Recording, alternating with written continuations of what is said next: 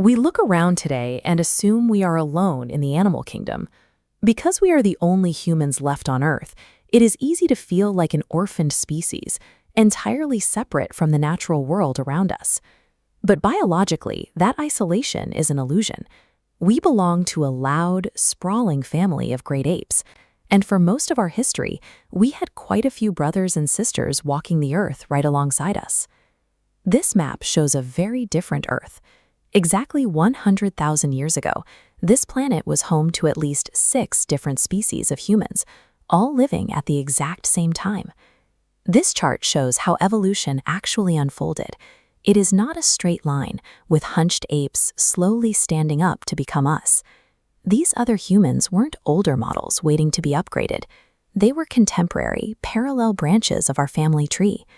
Our current status as the exclusive human species is not the natural historical order.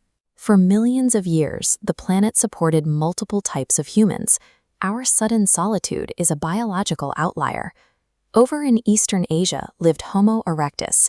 They survived there for close to 2 million years, a record of durability that our own species has yet to match. On a resource-poor island in Indonesia, another human species adapted to extreme conditions by shrinking. Homo floresiensis reached a maximum height of just 1 meter, yet they still manufactured stone tools and hunted local dwarf elephants. In the freezing climates of Ice Age Europe and Western Asia lived the Neanderthals. They were bulkier and far more muscular than we are, perfectly adapted to the bitter cold. We often caricature them as stupid brutes, but Neanderthals used fire daily, crafted complex tools, and were highly proficient hunters.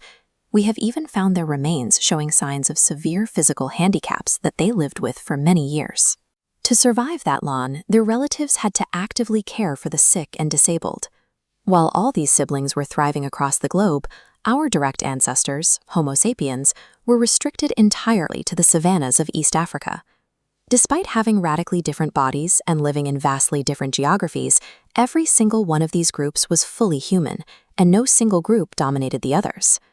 Then, about 70,000 years ago, Homo sapiens finally migrated out of the African peninsula, pushing into territories already firmly controlled by Neanderthals and Erectus.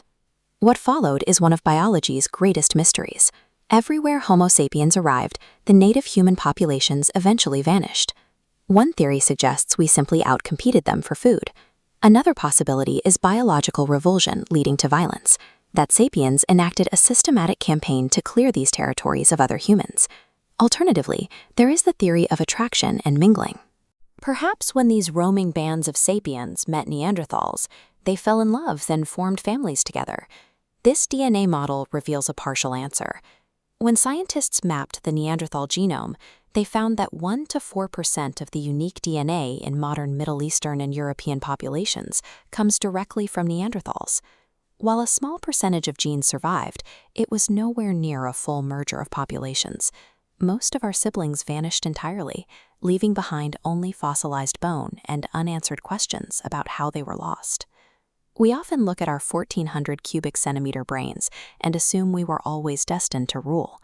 But for 2 million years, every human species remained a marginal creature, existing strictly in the middle of the food chain. They survived by gathering plants, scooping up insects, and waiting for larger predators to finish eating so they could scavenge the leftover bone marrow. They lived in constant fear of the animals around them. Think about the Neanderthals. They had larger brains than we did, stronger muscles, and superior cold weather adaptations. Yet they died out, and we conquered the globe. Our survival was not guaranteed by our physical bodies or the raw size of our brains. Physiologically, we had no marked advantage. The advantage was in our ability to cooperate with thousands of strangers through shared myths. This cognitive revolution allowed sapiens to coordinate at a scale no other animal had ever achieved.